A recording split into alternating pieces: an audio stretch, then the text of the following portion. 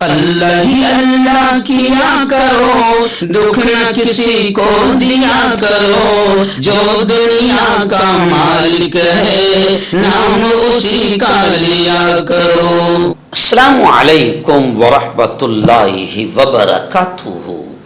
नाज़रीन, इस्तक़बाल है, स्वागत है आपका viral news live studio Jalgaon Maharashtra India में। मैं आपका मेज़बान मुफ्ती मोहम्मद हारून नदवी।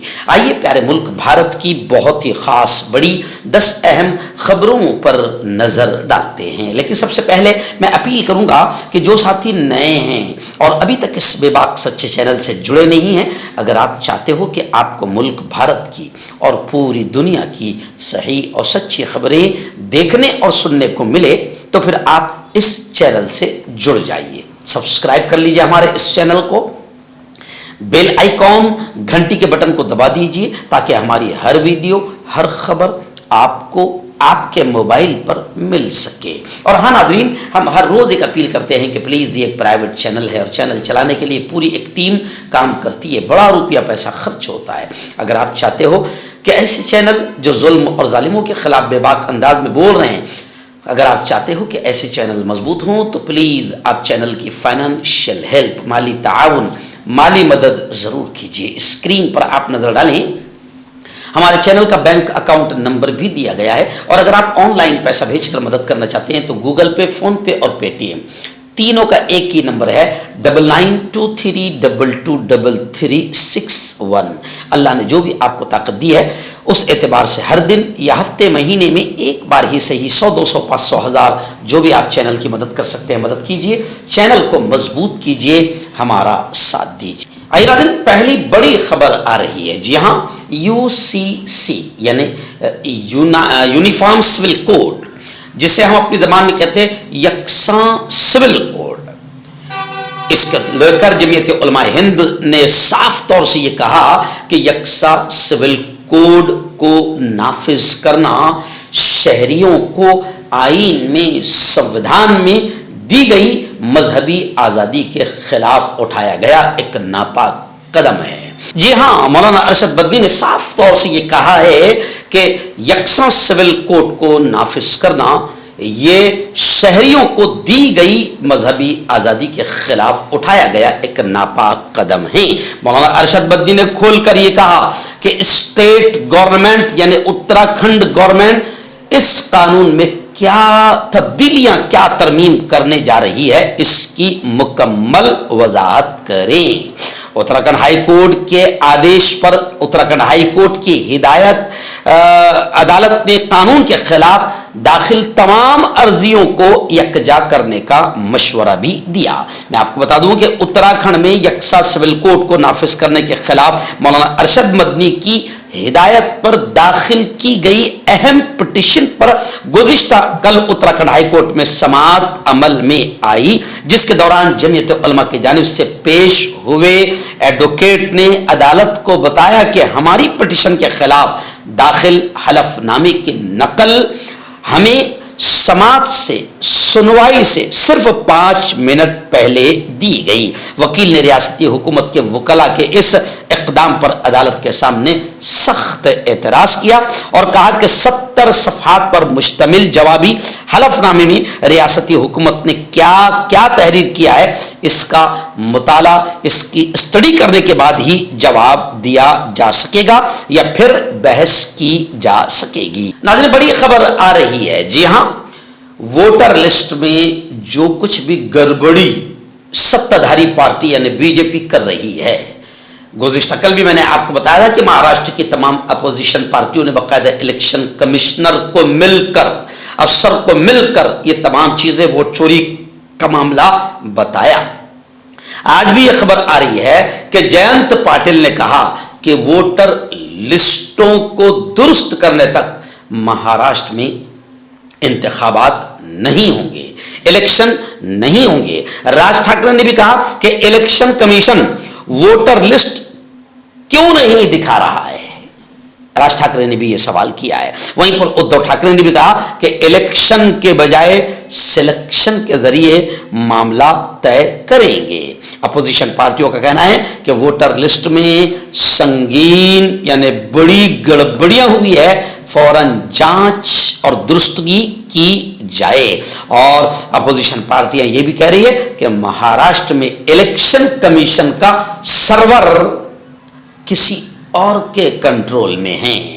नाज़रीन, आज जुमेरात का दिन है और जुमेरात को हमारे इसी चैनल पर रात 9 बजे लाइव बयान होता है। तो आज रात 9 बजे इस चैनल पर जो लाइव बयान होगा उसका उन्वान है हजरत शेख अब्दुल कादिर जिलानी पीराने पीर की जिंदगी और उनकी प्यारी प्यारी तालीमात। एक्चुअल में होता यह है कि हमको इनकी अहम और असल तालीमात क्या है ये मालूम नहीं होती, तो आज इस उन्वान पर बहुत अहम बयान होगा।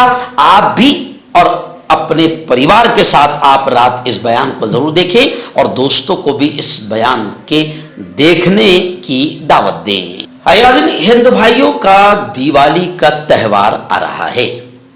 आप जानते हैं कि पटाखों से गुज़िश्ता 2 दिन पहले भी बड़ी खतरनाक आग लगी और 20-21 लोगों की मौत हो गई। ये तो परसों का वाक़या है और हर साल बड़े बड़े हादसे होते हैं। इसलिए पटाखों को लेकर बहुत सारी संगठनाएं अलग अलग अंदाज में आवाज़ें उठाती रहती है कि भाई इस तरीके से दिवाली मनाई जाए। तो खैर, अभी दिवाली को लेकर यह खबर आ रही है, सुप्रीम कोर्ट ने दिवाली पर दिल्ली में ग्रीन पटाखों की फरोख्त और इस्तेमाल की मशरूत इजाज़त दे दी है, जिसकी वजह से दिल्ली और आसपास खुशियों की लहर है। अब ये खुशियों की लहर कितना गम में तब्दील होती है ये तो आने वाला वक्त बताएगा। और परसों इसका एक नमूना 20 लोगों की मौत के साथ हमने देख लिया। नाज़रीन, बड़ी खबर आ रही है। जी हाँ, आप जानते हैं कि अफगानिस्तान के वजीर खारिजा वित्त मंत्री अमीन खान मुत्तकी ये भारत आए और भारत में आने का जो शोर मचा है, कसम अल्लाह की दुनिया ने देखा कि जो लोग इनको आतंकवादी कहते थे, इनकी सोच को आतंकवादी कहते थे, जो मीडिया कुत्तों का भी रिकॉर्ड तोड़ देती थी इनके खिलाफ बोलने में, सब के सब सरकारें भी और मीडिया भी नतमस्तक नजर आई, इनके सामने झुकती हुई नजर आई। मैंने अपनी आंखों से वीडियोस, आपने भी देखा होगा कि किस तरीके से वही उत्तर प्रदेश जहां का मुख्यमंत्री विधानसभा में खड़े रहकर इनको आतंकवादी कहता है, उसी उत्तर प्रदेश की पुलिस रेड कारपेट बिछाती हुई देवबंद में नजर आई और साफ सफाई और सिक्योरिटी देती हुई वहां पर नजर आई। खैर, ये तो सब अल्लाह के हाथ में है, कब किसको कैसे इज्जत दे वो रब सब जानता है और जिल्लत इज्जत सब उसी के हाथ में है। लेकिन अभी एक बड़ी खतरनाक खबर आ रही है, किसी ने एशिया एक्सप्रेस जो औरंगाबाद से निकलता है, मशहूर डेली रोजनामा है, तो एशिया एक्सप्रेस का लोगो चिपकाकर किसी ने यह खबर चला दिया था कि अफगानिस्तान के वजीर खारिजा जो दिल्ली देवबंद आए हुए हैं अमीर खान मुत्तकी, वो औरंगाबाद भी दौरा करने वाले हैं।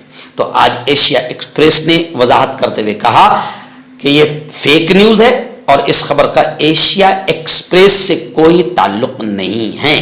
उन्होंने वजाहत करते हुए एशिया एक्सप्रेस ने कहा कि कारीन नोट फरमा लें कि इस तरह की कोई खबर हमारे रोजनामा एशिया एक्सप्रेस में शाये नहीं की गई, ये किसी ने शरारत किया है हमारे अपने लोगों का इस्तेमाल करके।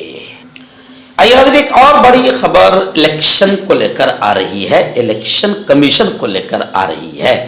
आप जानते हैं कि बिहार में, महाराष्ट्र में अलग अलग जगहों पर कहीं पंचायत, नगर पंचायत, नगर पालिका, महानगर पालिका, इन तमाम का भी इलेक्शन है। जैसे महाराष्ट्र का ऐलान हो चुका है, वैसे ही बिहार में असेंबली का इलेक्शन है।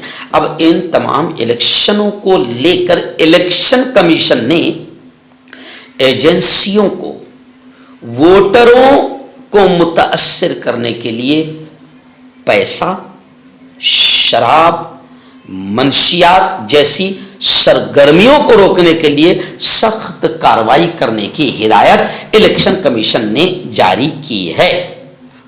कि जो भी पार्टियां या जो भी नेता वोटर्स को मुतासर करने के लिए पैसा देगा या शराब मंशियात देगा, पार्टियां देगा, उन पर सख्त कार्रवाई की जाए। लेकिन खैर ये कोई पहली खबर नहीं है, इससे पहले भी और हर इलेक्शन में ये सब कहा जाता है, मगर धूम से दुनिया जानती है कि पैसा चलता है। मैंने अपनी आंखों से मेरे अपने मोहल्ले में अभी के लोकसभा और विधानसभा के इलेक्शन में मैंने अपनी आंखों से अपने ही लोगों को, अपने ही अहले ईमान को, लोगों को पैसा बांटते हुए देखा है। तो खैर पैसा बढ़ता है, ढाबे भी आबाद होते हैं, होटलें भी आबाद होती है। अगर वाकईतन इलेक्शन कमीशन ईमानदार है और मुल्क के इलेक्शन के साथ और संविधान के साथ गद्दारी नहीं करना चाहता है तो फिर कड़ी कार्रवाई करके दिखाएं, तब मजा आएगा। नाज़रीन, बिहार इलेक्शन को लेकर बड़ी खबर आ रही है। जी हाँ, अपोजिशन लीडर बिहार में जो तेजस्वी यादव है जी, लालू प्रसाद के लख्त जिगर, राबड़ी देवी के नूर नजर तेजस्वी यादव, खबर आ रही है कि इन्होंने राघोपुर असेंबली हलके से पर्चे नामजदगी दाखिल कर दिया। अवाम का बड़ा सैलाब, जन सैलाब उनके साथ नजर आया। यानी जिस वक्त वो पर्चे नामजदगी दाखिल करने आए तो पूरे शक्ति प्रदर्शन के साथ आए, साथ में लालू प्रसाद यानी अब्बा हुजूर भी साथ थे और राबड़ी देवी अम्मीजान भी इस मौके पर मौजूद थी। यानी तेजस्वी यादव ने अपना परिचय नामजदगी दाखिल कर दिया है राघोपुर असेंबली क्षेत्र से। नाज़रीन, बड़ी खबर आ रही है। जी हाँ, इलाहाबाद हाई कोर्ट ने उत्तर प्रदेश हुकूमत पर सख्त तनकीद की, यानी थूका।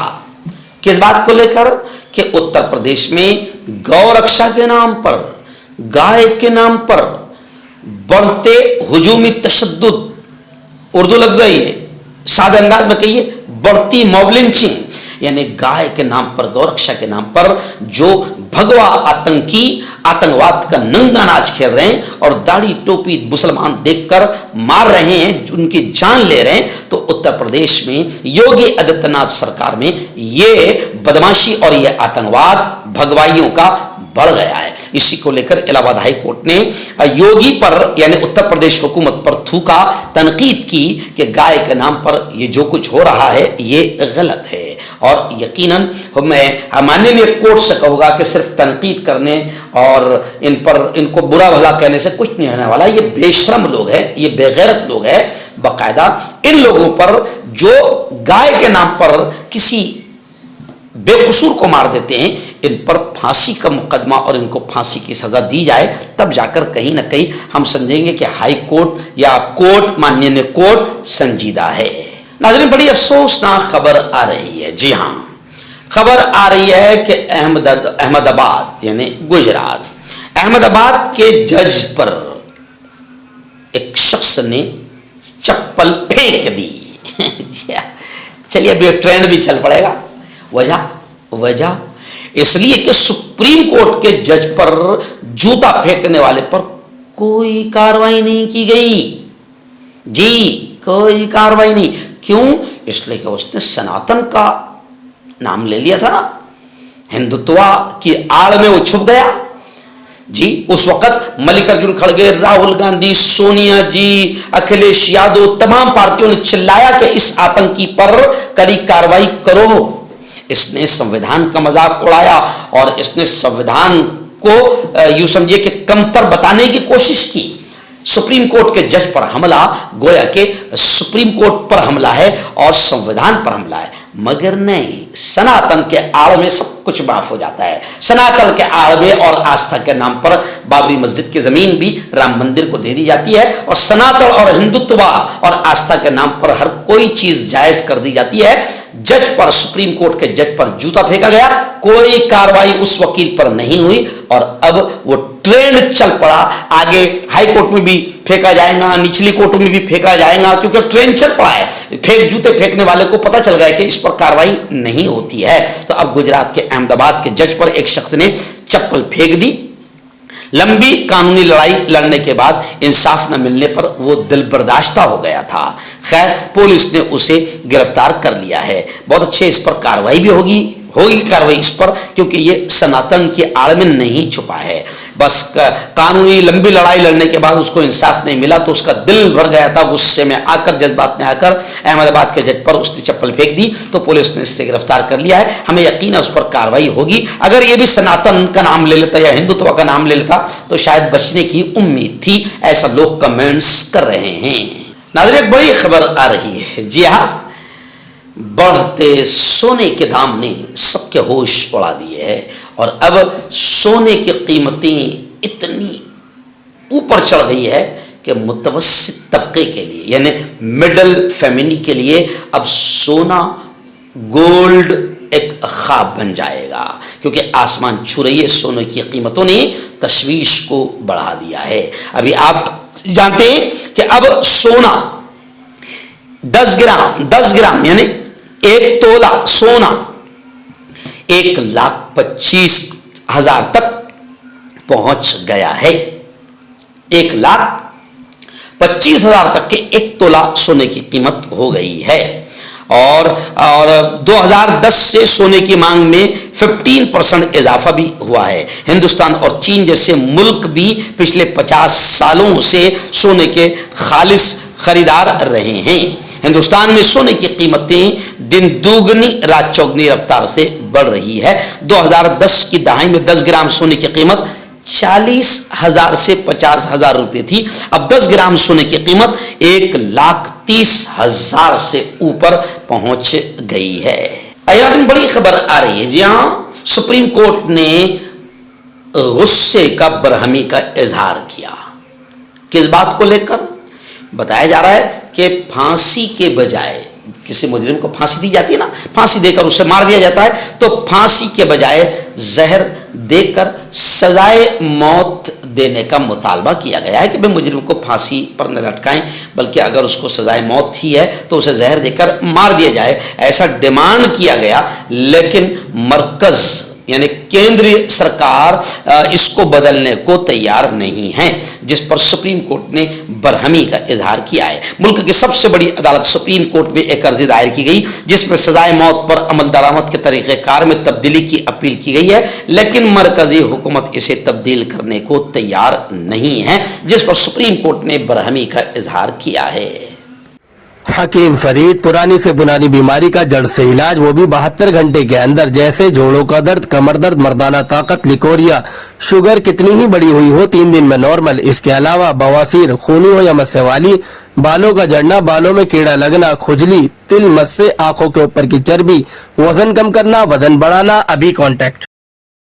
मर्दाना ताकत हासिल करे 72 घंटों के अंदर, वो भी जड़ी बूटियों द्वारा। हकीम याकूब खान से कांटेक्ट करें, जो कि 75 सालों से हिकमत कर रहे हैं। इसके अलावा जोड़ों में दर्द, गुर्दों में पथरी, शुगर, खुजली, लिकोरिया का गारंटी से इलाज किया जाता है। अभी कांटेक्ट